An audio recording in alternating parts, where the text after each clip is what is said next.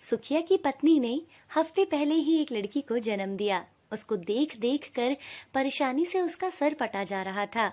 अपनी परेशानी वो अपनी बीवी से नहीं छुपा सका और वो उसको बोलता है, ये 3 बच्चे पहले से ही है। मैं ठहरा दिहाड़ी वाला मजदूर, बड़ी मुश्किल से घर का खर्चा चला पा रहा हूँ, लेकिन अब कैसे पालूंगा इन सारे बच्चों को।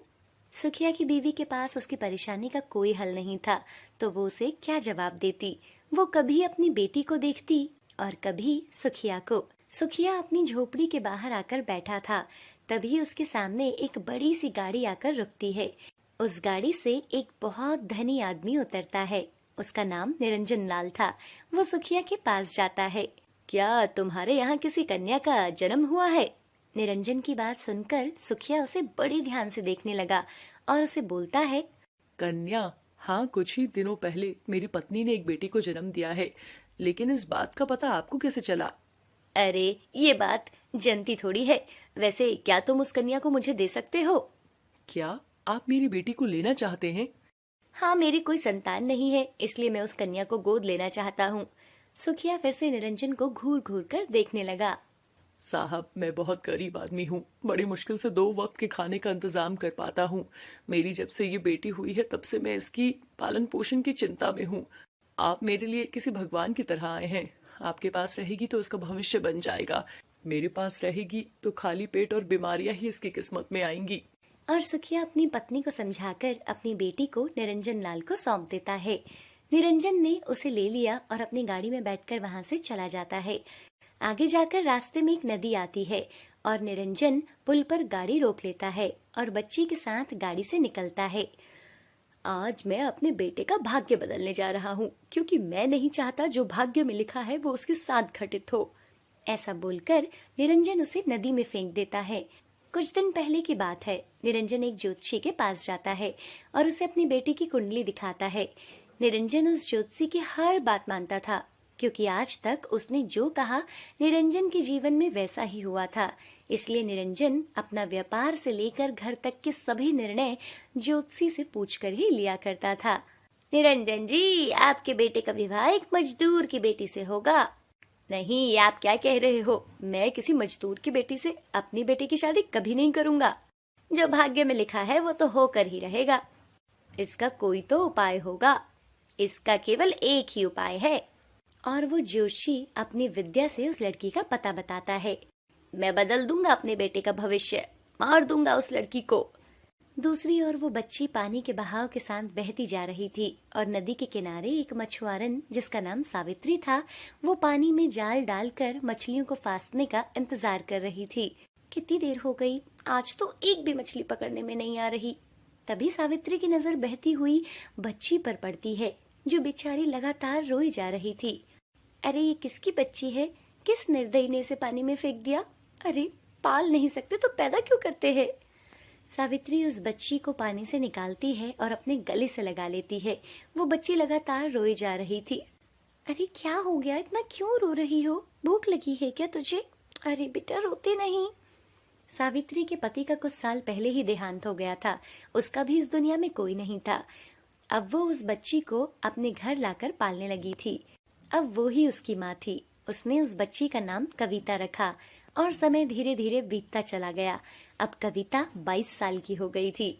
इस बीच सावित्री की मृत्यु हो गई थी। उधर निरंजन लाल का बेटा अमित भी जवान हो गया था और एक दिन वो नाव की सवारी करने लगा। अरे ये आज एकदम से मौसम कैसे खराब हो गया! और जोरों से आंधी तूफान चलने लगा और तेज बारिश होने लगी, जिसके कारण उसकी नाव डूब गई। अमित पानी के बहाव के साथ बह रहा था। नदी के दूसरी तरफ कविता मछली पकड़ रही थी और तभी उसकी नजर अमित पर पड़ती है। अमित पानी के बहाव के सहारे नदी के किनारे पहुंच जाता है। अमित को जब होश आता है तो वो कविता के घर में होता है। मैं कहाँ हूँ और आप कौन हैं? आप नदी में डूब रहे थे। और कविता उसको सारी बात बताती है। कविता की बात सुनकर अमित को उससे प्रेम होने लगता है और वो अपनी प्रेम का इजहार कविता से कर देता है। कुछ दिनों के बाद वो मंदिर में जाकर शादी कर लेते हैं। अमित कविता को अपने साथ अपने घर ले जाता है और अपने पिता को सारी बात बताता है। तुमने इस लड़की से शादी कर ली, इसका कुल क्या है और खानदान क्या है? तब कविता अपने जीवन की सारी बात बताती है, जिसे सुनकर निरंजन लाल अपना सर पीट लेता है और मन ही मन में सोचने लगता है, हे भगवान, 22 साल पहले मैंने इस काले अध्याय को अपने बेटे के जीवन से निकालने की कोशिश की थी, लेकिन फिर भी ये जीवन में आ गई। लेकिन मैं हार नहीं मानूंगा। उस मजदूर की बेटी को मैं अपने घर की बहू बनने नहीं दूंगा। कुछ दिनों के लिए अमित शहर से बाहर चला जाता है और उसके पीछे उसके पिता कविता से बहुत चिंतित स्वर में कहते हैं, बेटी, तुमसे कुछ मांगना चाहता हूँ। ये मैं अपने लिए नहीं, अपने बेटे के लिए मांग रहा हूँ। क्या तुम मेरी बात मानोगी या फिर मेरे बेटे के जीवन को खतरे में डालोगी? ये आप कैसी बातें कर रहे हैं पिताजी? मुझे तो कुछ भी समझ में नहीं आ रहा है। मैंने अपने बेटे की कुंडली ज्योतिषी बाबा को दिखाई थी। उन्होंने बताया कि अगर तुम दोनों एक साथ रहे तो तुम्हारे पति की मृत्यु हो जाएगी।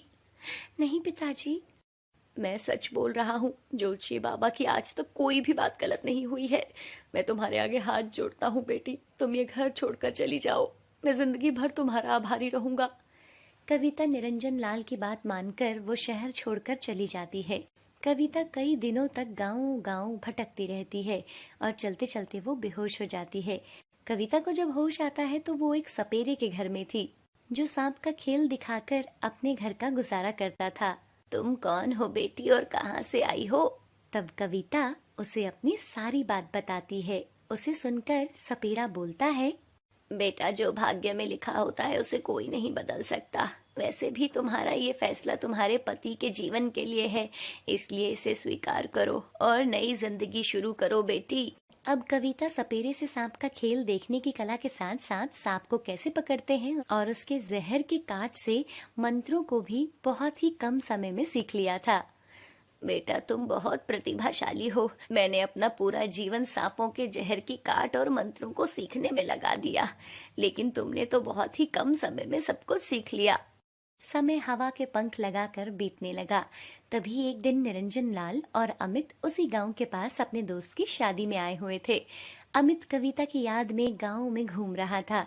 तभी अचानक उसे एक सांप काट लेता है। तभी निरंजन और गांव के कुछ लोग वहां इकट्ठा हो जाते हैं। कोई मेरी मदद करो, मेरे बेटे को सांप ने काट लिया है। बाबूजी, साथ के गांव में मोहन नाम का एक सपेरा रहता है, वही आपके बेटे को बचा सकता है। आप इसे जल्द ही उसके पास ले जाओ। निरंजन अमित को लेकर सपेरे के घर के बाहर पहुंचता है। मेरे बेटे को सांप ने काट लिया है, इसकी जान बचा लीजिए। आप जितना पैसा बोलोगे मैं उतना पैसा आपको दूंगा। जान बचाना तो हमारा फर्ज है, इसके लिए हम किसी से पैसे नहीं लेते। मैं अभी अपनी बेटी को बुलाता हूँ।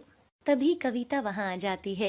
निरंजन लाल जैसे ही उसे देखता है उसकी आंखें फटी की फटी रह जाती हैं। कविता जैसे ही अमित को इस हालत में देखती है वो भागकर जंगल से जड़ी बूटी लाती है और अमित को लगा देती है।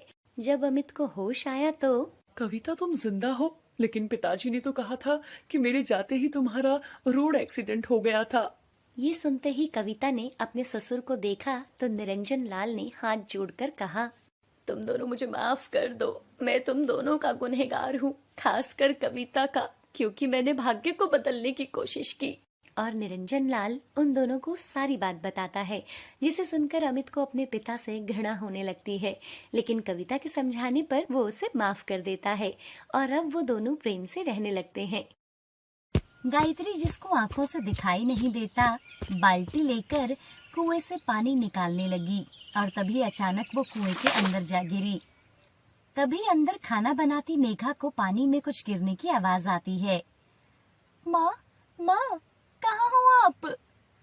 मेघा भागते हुए बाहर कुएं की तरफ जाती है तो देखती है कि उसकी माँ कुएं के अंदर गिरी थी और वो पानी में डूब रही थी। माँ, कोई है? मेरी मदद करो, माँ। ऐसा बोलते हुए मेघा कुएं में कूद जाती है। तभी पड़ोस की सीमा मेघा को कुएं में कूदते देखती है और जल्दी से अपने पति को आवाज लगाती है। सुनो जी, मेघा ना मामा करते हुए कुएं में कूद गई है। आप जल्दी चलो, मैं बाकी सबको बुला कर लाती हूँ। सब लोग भागकर आते हैं और देखते हैं तो कुएं में मेघा एक हाथ से पत्थर से सहारा लेकर और दूसरे हाथ से अपनी माँ का हाथ पकड़े हुए थी। तभी अशोक जल्दी से अपने शरीर से रस्सी बांधकर कुएं में कूदता है और गायत्री को पकड़ लेता है। बाहर सब रस्सी खींचते हैं और वो लोग गायत्री को बचा लेते हैं। अशोक रस्सी को पानी में फेंकता है। मेघा बेटा, ये रस्सी पकड़ो, हम तुम्हें बाहर खींचते हैं। ऐसे मेघा भी कुएं से बाहर निकल जाती है। सब मेघा की हिम्मत को सराह रहे थे।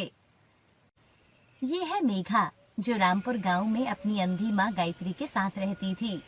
उनका गांव के बीच एक छोटा सा घर था, जहां माँ बेटी दोनों रहा करती थी।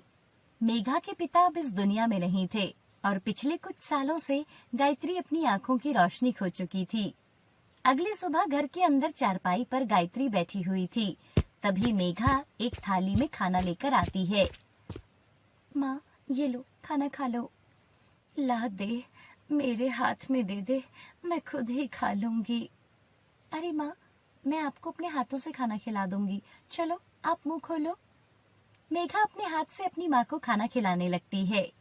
मेघा अपनी माँ के लिए बहुत चिंतित थी। कल का हुआ हादसा अभी भी उसकी आंखों के सामने ही था। तू फिर से चिंता में बैठी है, तू मेरे लिए इतना चिंता मत करा कर।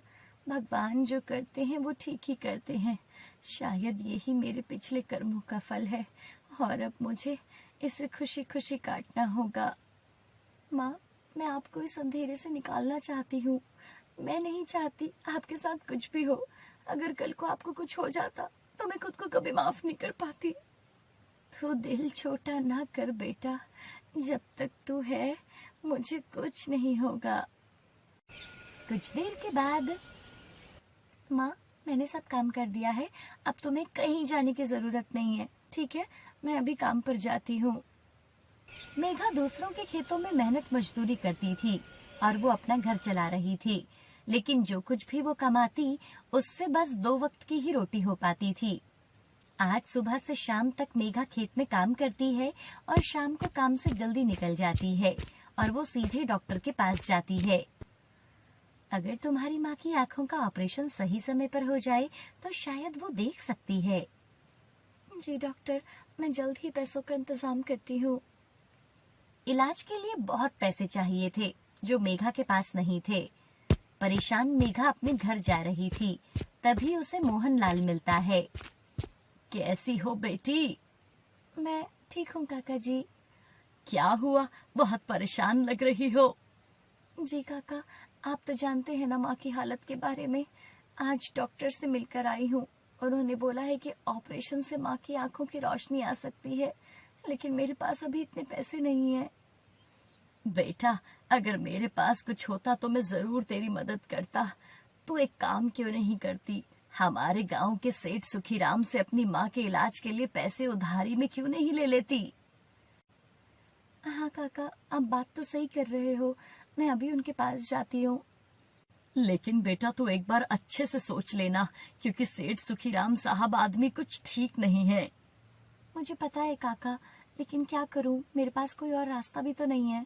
आप चिंता मत करो, मैं मेहनत मजदूरी करके उनके सारे पैसे सही समय पर चुका दूंगी। शाम का समय था और थोड़े समय बाद अंधेरा होने वाला था और मेघा सेठ सुखीराम साहब के घर पहुंचती है। गांव से थोड़ी दूर बनी एक हवेली किसी किले से कम नहीं थी। ऊंची दीवारें, बड़ा सा लोहे का दरवाजा, रंग बिरंगी खिड़कियां। मेघा डरते हुए दरवाजे पर दस्तक देती है और सेठ सुखीराम साहब का नौकर बाहर आता है। क्या काम है? मुझे सेठ सुखीराम साहब से मिलना है।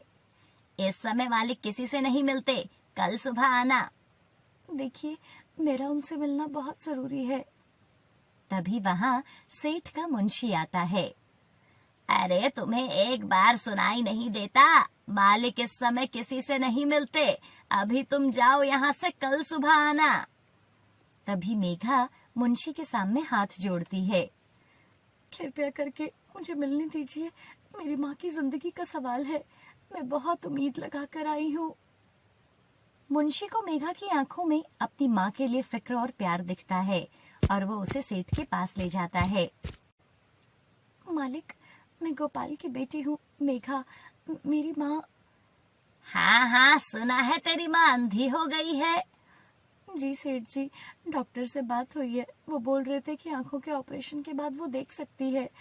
वो मैं आपसे पैसे उधार लेने आई हूँ, अगर मुझे कुछ पैसे मिल जाते तो मैं अपनी माँ का ऑपरेशन करा सकती।